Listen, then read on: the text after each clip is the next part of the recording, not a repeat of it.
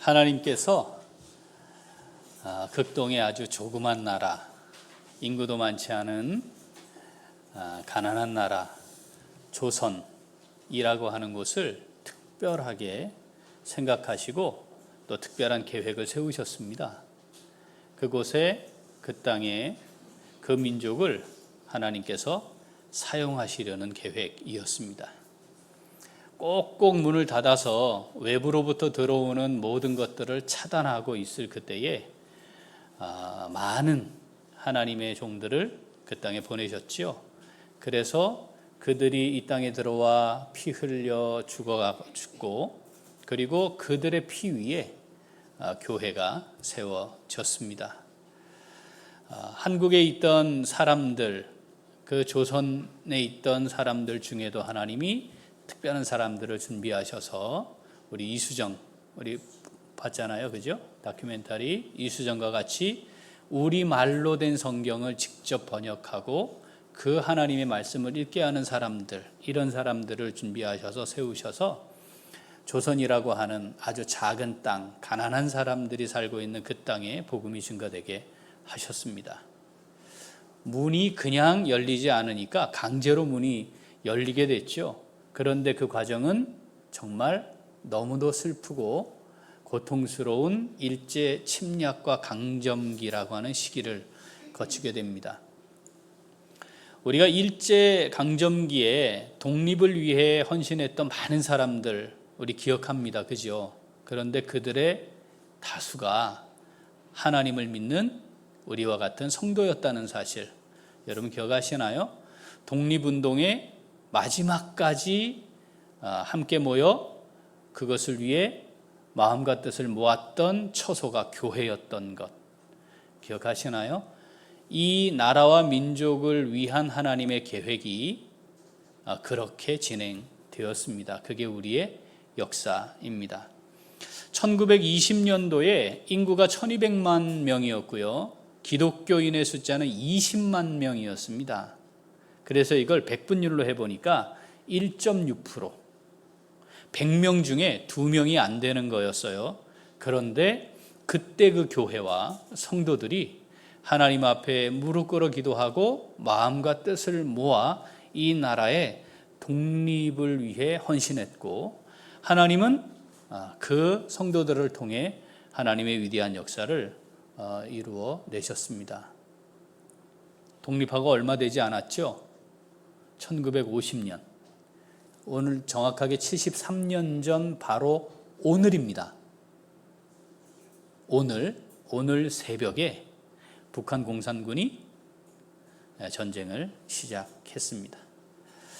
소련의 지원을 받았던 김일성이라는 사람이 몇 년 동안 독립 이후 아주 치밀하게 전쟁 준비를 했죠. 우리 남쪽에도 공산당원들이 상당히 많이 있어서 김일성, 지금 남아있는 자료를 보면 김일성이 그렇게 생각을 했대요.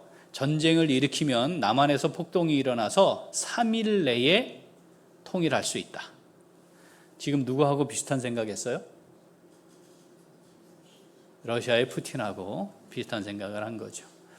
전쟁 준비를 잘 했던 그들과 아무 대책이 없었던 우리, 그림 한번 보여주시겠습니까?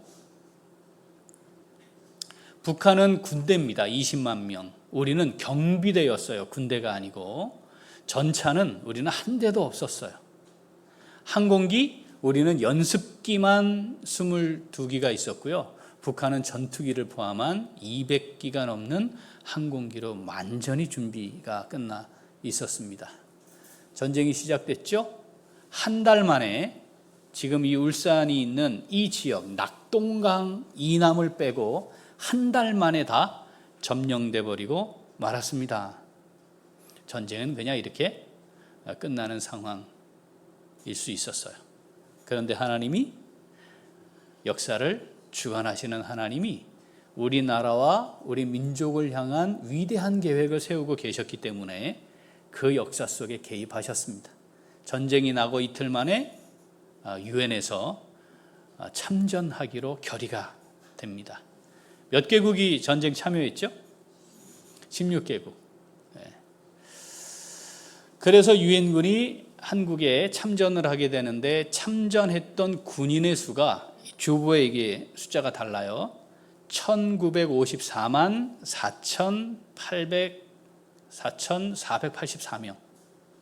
그러니까 약 200만 명이 이 땅에 온 거예요. 군인을 보낸 나라는 16나라지만 의료 지원을 한 나라는 5개 나라, 그리고 물자를 지원해 준 나라는 42개 나라입니다. 그러니까 당시에 웬만한 나라들은 다 이 땅이 공산화되는 걸 막아야 된다, 또는 어쨌든 침략을 받은 저 나라 우리가 도와주자 해서 움직여진 거예요. 전쟁 나고 얼마 만에요? 이틀 만에. 그래서 결의가 된 이후 한 달쯤 지나 낙동강 이남만 남아있을 그때에 유엔군이 들어오게 됩니다. 제가 그 독수리교회 사단인데 그때 사단장님이 부임을 하셔가지고 소대장, 막 군사훈련을 마치고 소위 계급을 달고 임관한 소대장들과 간담회를 하는데 6.25 전쟁이 누가 누구를 침략한 전쟁이냐 이렇게 물었대요. 그런데 10명 중에 4명이 남쪽이 북한을 공격한 전쟁이다. 와, 이 심각한 거 아닙니까? 난리가 났었습니다, 그때. 근데 어떻게 그렇게 생각을 했냐 하면 남침했다. 이게 무슨 말이에요? 북한이 남쪽을 침공했다잖아요. 그걸 남침이라고 하잖아요. 얘네들이 제대로 공부를 해본 적, 가르치지 않은 거지, 학교에서. 그래서 이 남침을 남쪽이 침략을 했다고 이해를 한 거예요.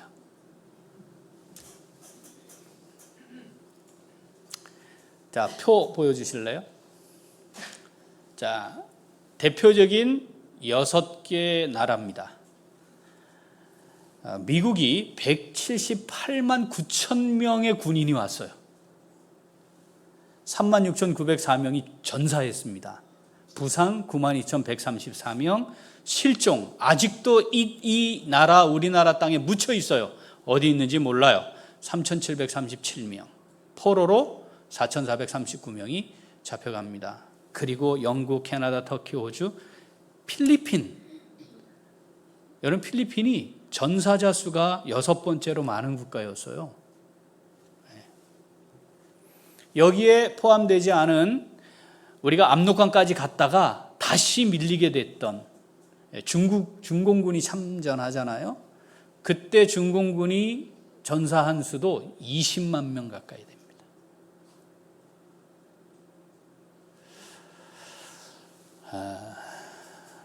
여기에 전사했던 세계의 젊은이들, 이 땅에 와서 이 땅에 피 흘려 묻힌 그 젊은이들 중에는 미국의 권력의 상층부에 있는 사람들의 아들들이 있었습니다.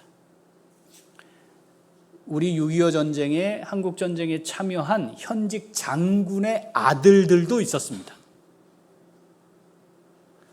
소위 우리가 말하는 상류 계급에 있는 사람들, 그 가문에서 태어나 자란 소위 말하면 엘리트들 젊은이들도 꽤 있었습니다.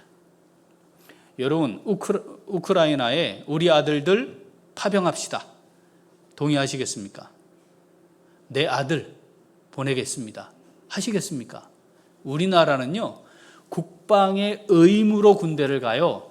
여기에 참전했던 이 젊은이들은 의무로 군 생활을 하는 사람들이 아닙니다. 스스로 자원해서 입대하는 사람들입니다. 그런데 그 젊은이들이, 전 세계의 젊은이들이 대한민국이라고 하는 듣도 보도 못한, 아주 가난하고 못 사는, 이제 겨우 일본의 식민지에서 벗어난 아주 작은 나라, 그런데 공산화되는 건 막아야 한다라고 하는 그 가치 때문에 이 땅에 와 죽은 거예요.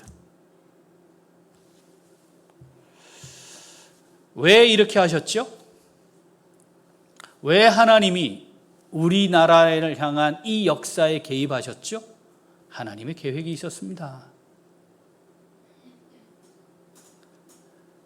세계에 가장 많은 선교사를 보내는 나라로 사용하시려고.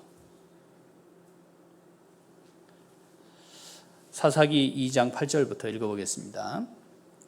여호와의 종 눈의 아들 여호수아가 110세의 죽음에 무리가 그의 기업의 경내 에브라임 산지 가스산 북쪽 딥낫 헤레스에 장사하였고 그 세대의 사람도 다 그 조상들에게로 돌아갔고 그 후에 일어난 다른 세대는 여호와를 알지 못하며 여호와께서 이스라엘을 위하여 행하신 일도 알지 못하였더라. 아멘. 여러분, 모세를 이어 여호수아를 통해 하나님은 약속의 땅 가나안을 이스라엘 백성들에게 기업으로 주셨어요.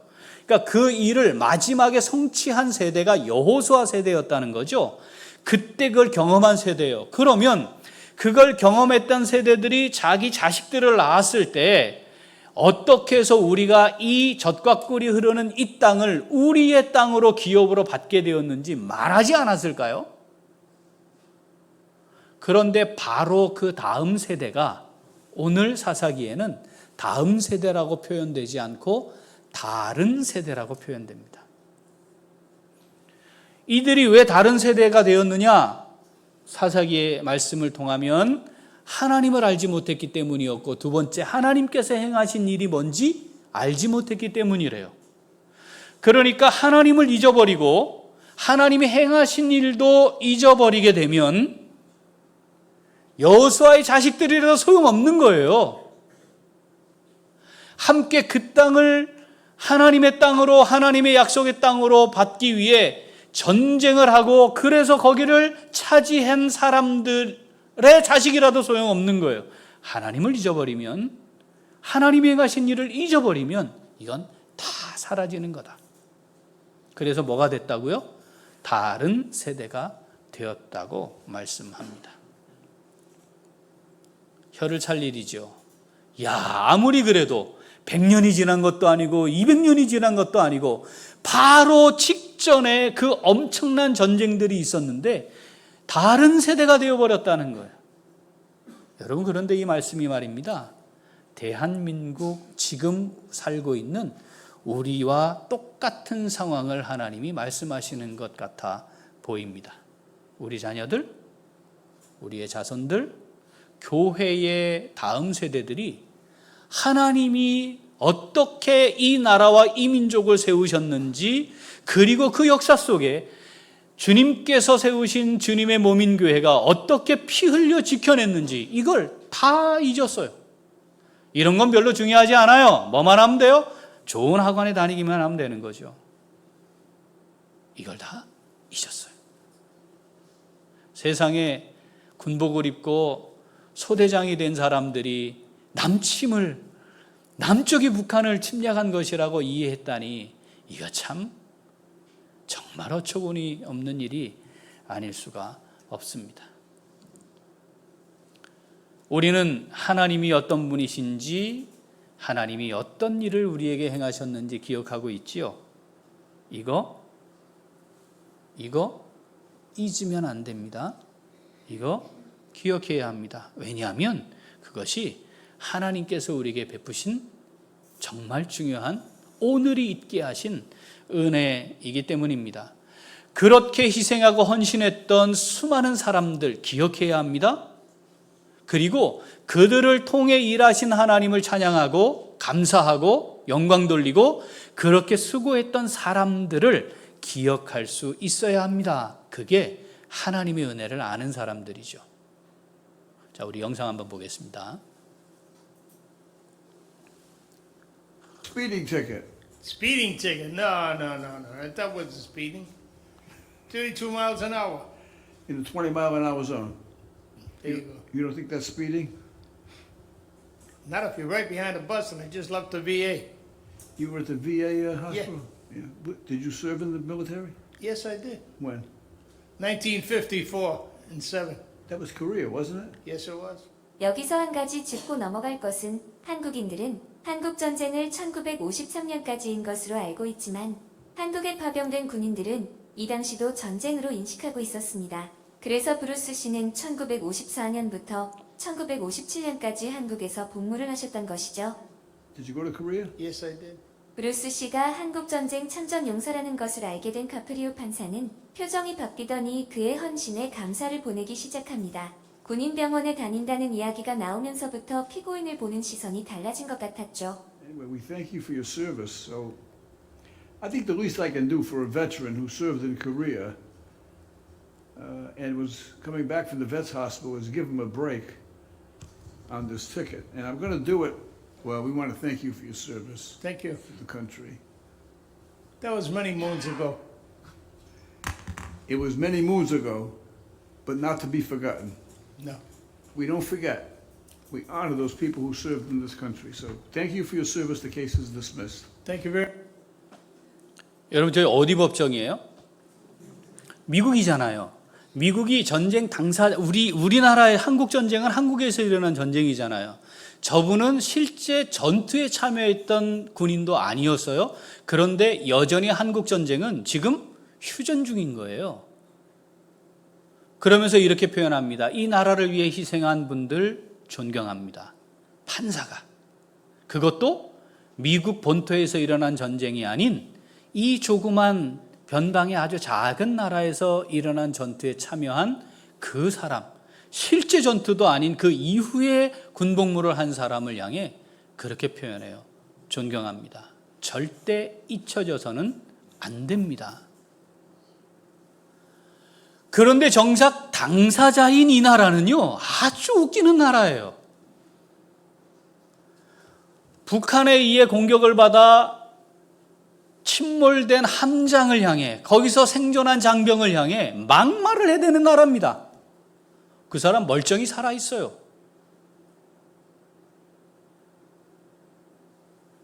저는 개인적으로 정말 이해할 수 없어요. 우리가 북한의 소행이라는 거 다 알고 있고요. 그리고 우리는 지금 휴전 중인 겁니다.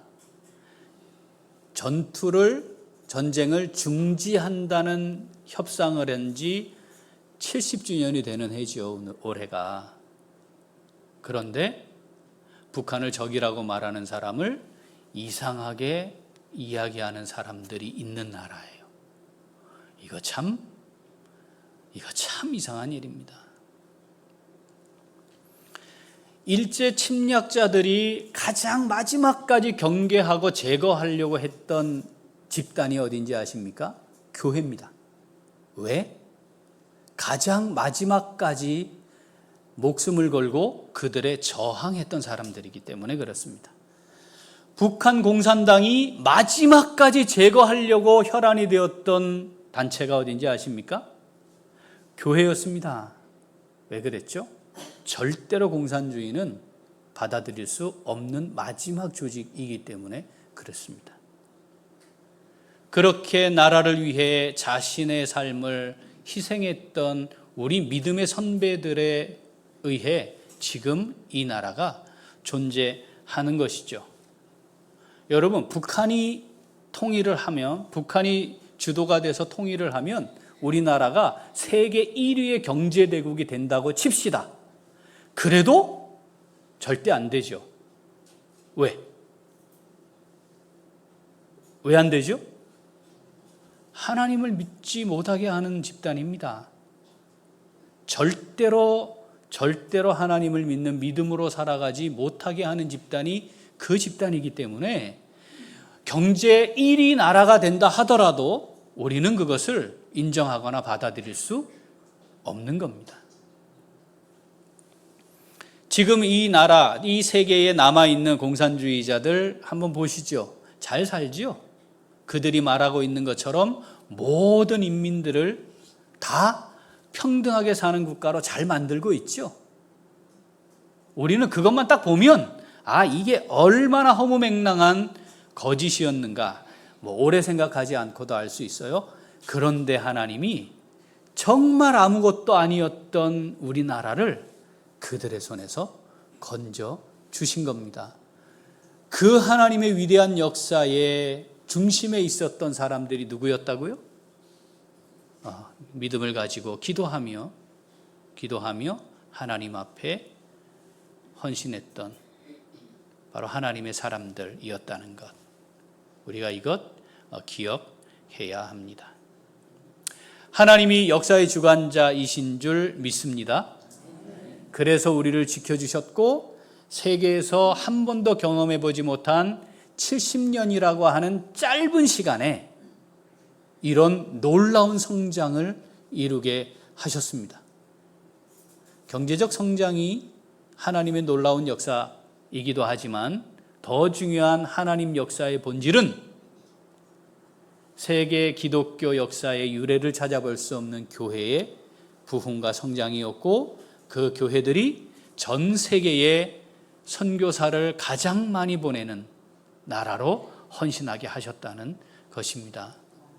여기에 하나님의 놀라운 뜻과 계획이 있는 것이죠. 그러면 그때 계획을 세우시고 역사에 개입하셔서 주관하셔서 우리나라와 민족을 지키신 하나님, 지금 우리의 역사를 주관하시는 하나님, 이후에 우리의 역사를 주관하실 줄 믿습니다. 이게 우리의 믿음이어야 합니다. 과거 나를 주관하신 하나님, 지금 나를 주관하고 계시는 하나님, 남은 나의 삶을 주관하실 하나님이 나를 통해서도 하나님의 귀한 일들을 이루어 가실 줄 믿습니다.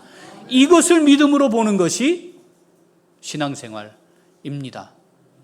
우리가 주일에 지금 계속 반복해서 불렀던, 이번 한 달 불렀던 노래가 있어요. 그 노래의 후렴은 이렇습니다.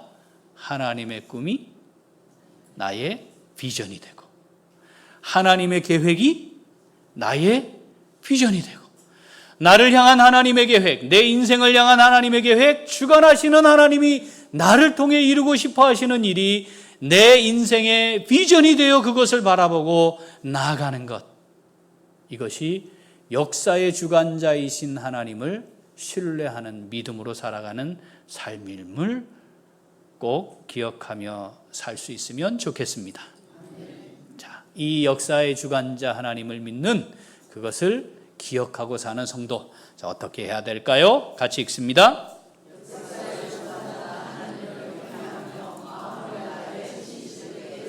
한 번 더.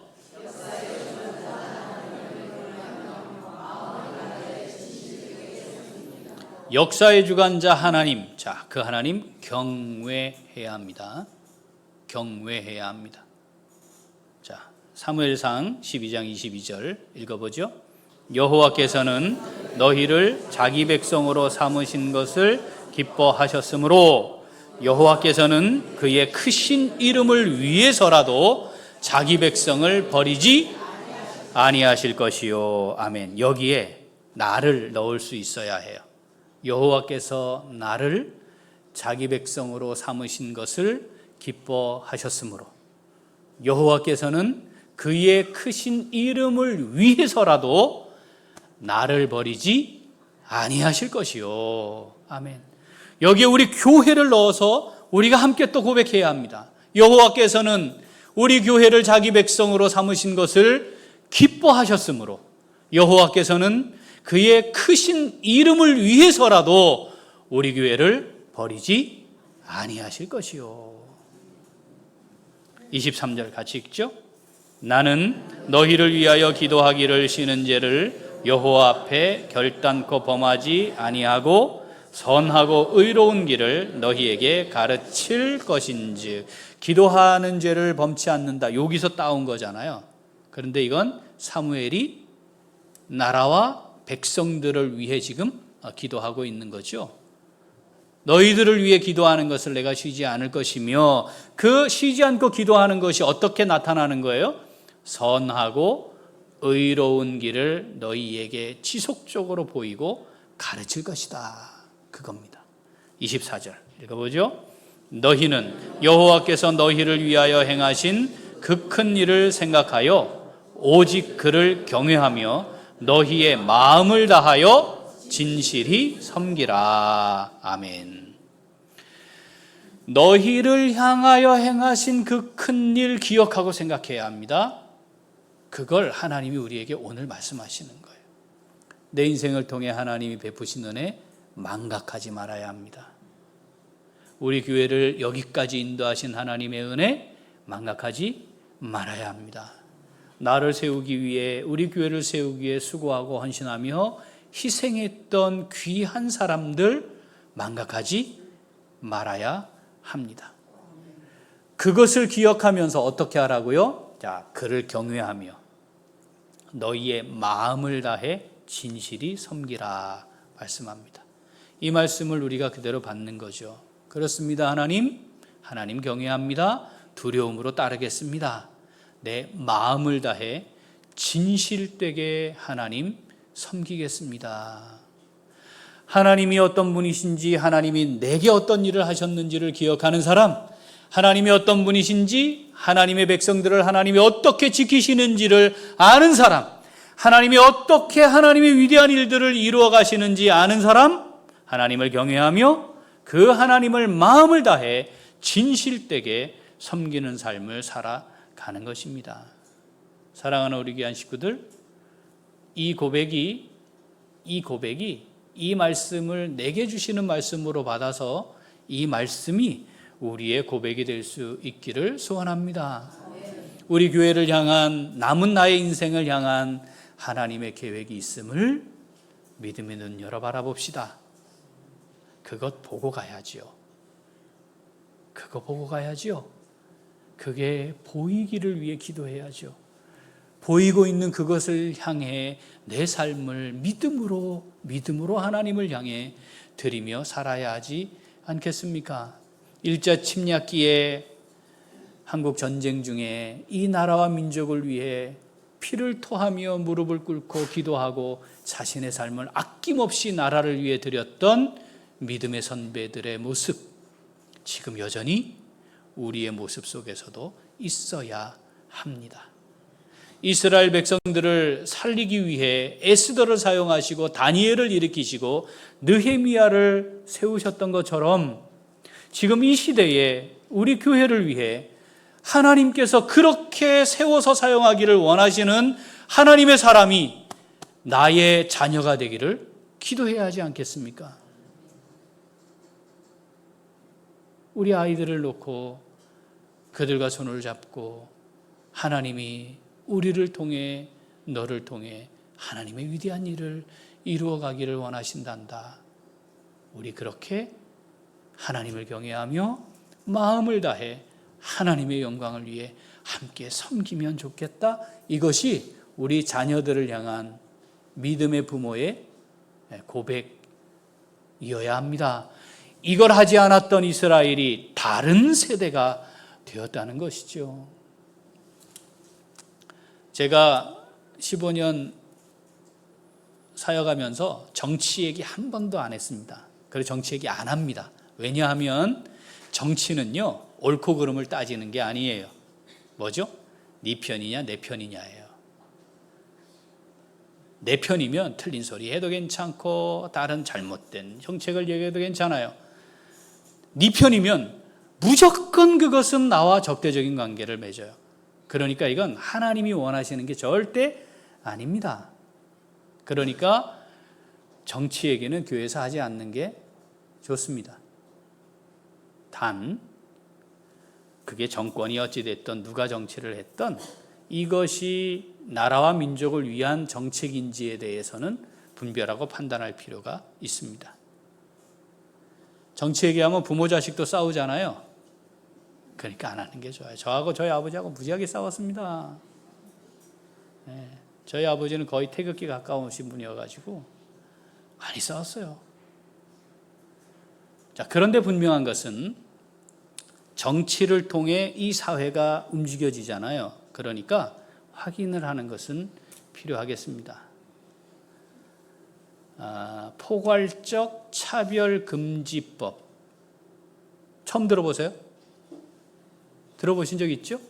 제가 한번 언급도 했는데 이 법안은 절대 통과되면 안 되죠. 이게 뭐 하자는 법이에요?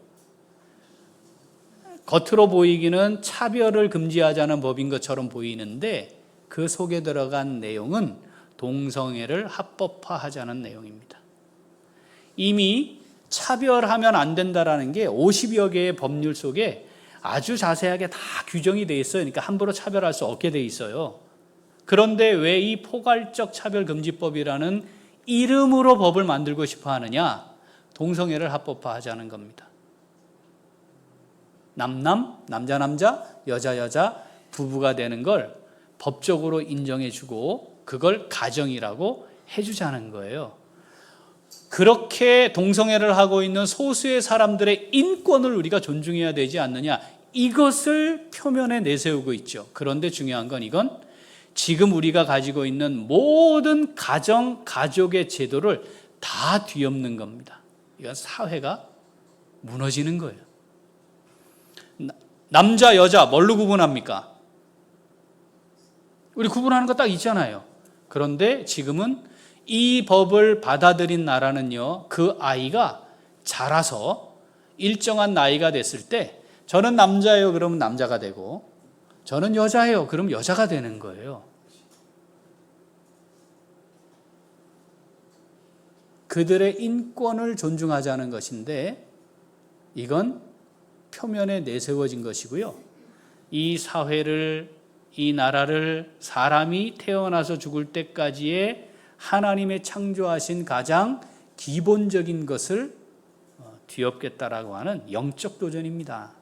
이건 공중의 권세 잡은 자가 불순종하는 아들들 통해 하고 있는 일들입니다. 이 법안을 발의했거나 이 법안을 통과시키려고 하는 사람 이름 다 적어놓고 앞으로 절대로 국민의 대표가 되지 못하게 해야 합니다. 아니, 말이 안 되잖아요. 말이 안 되잖아요. 그것이 받아들여진 나라는요, 동성애 하고 있는 목사가 설교를 하고요, 동성애는 잘못됐다는 성경 말씀을 설교하면 처벌받습니다. 실제로. 자, 우리가 범죄했어요. 누가? 범죄했어요. 그러면 범죄자라고 우리가 정죄하고 심판하지 않잖아요. 긍휼히 여기고 용서하잖아요.